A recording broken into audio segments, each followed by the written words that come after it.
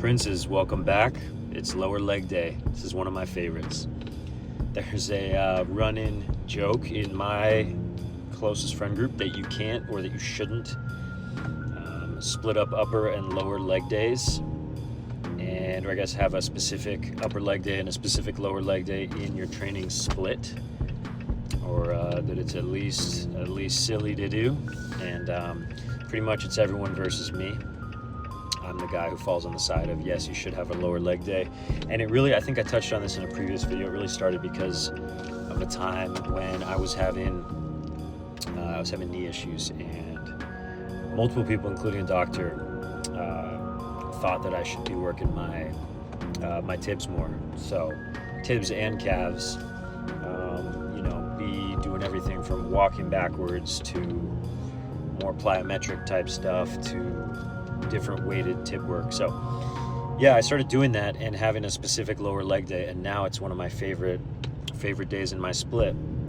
And not the least because it causes a little bit of controversy in my friend group who likes to text about making gains in the gym. So yeah, we're hitting lower legs today. Happy you're with us. I'm going to show you a quick, easy lower leg routine so that you too can not be neglecting, your tibs or the muscles around that area, your shins, your calves, obviously, and have strong lower legs, strong legs in general.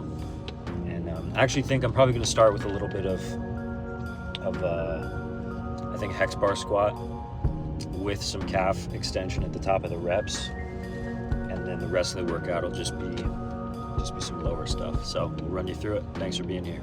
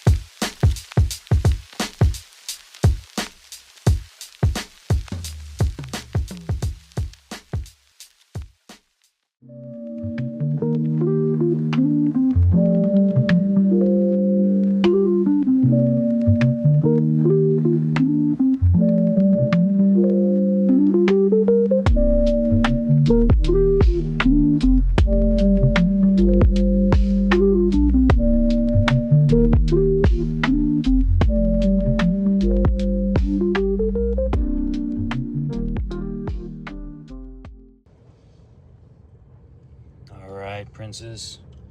Lower leg days secured, workout's over. That went about as well as I wanted it to go.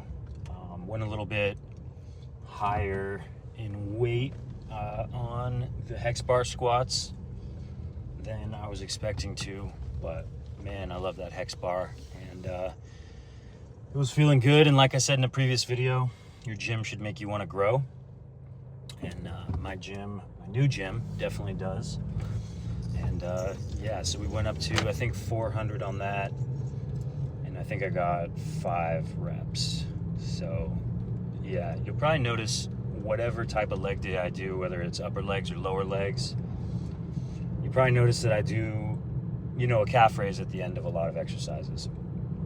That's just my style. That's what I like to do. It's a really easy way to get a little bit more calf work in, right?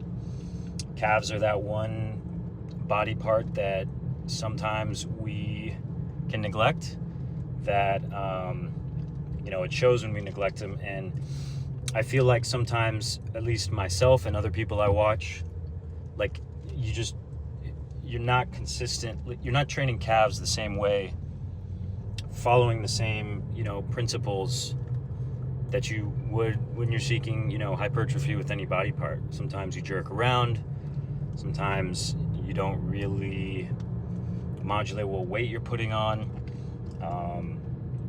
You might do a much higher rep range.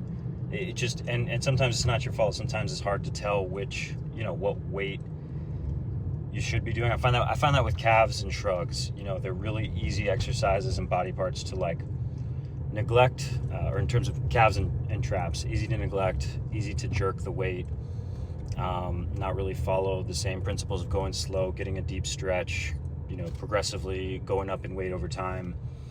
That's what I found with myself. That's what I've seen other people do, maybe not the pros, but the amateurs.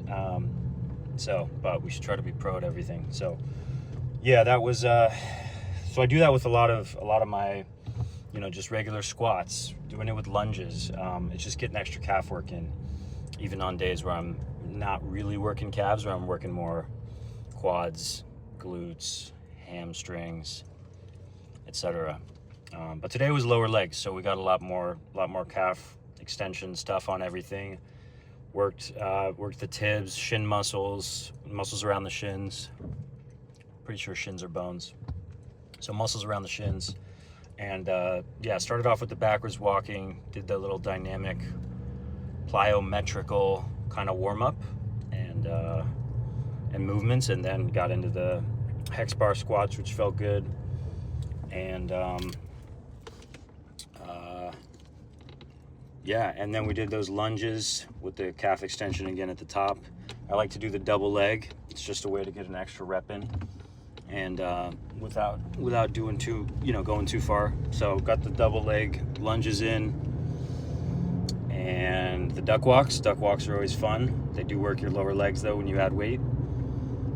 And then you saw me doing those little 8 kilograms. I don't know what that is in pounds, but those kettlebell tib movements, the flexion and the side to side. Really easy to, move the weight too quickly, use momentum on those, try to go slow.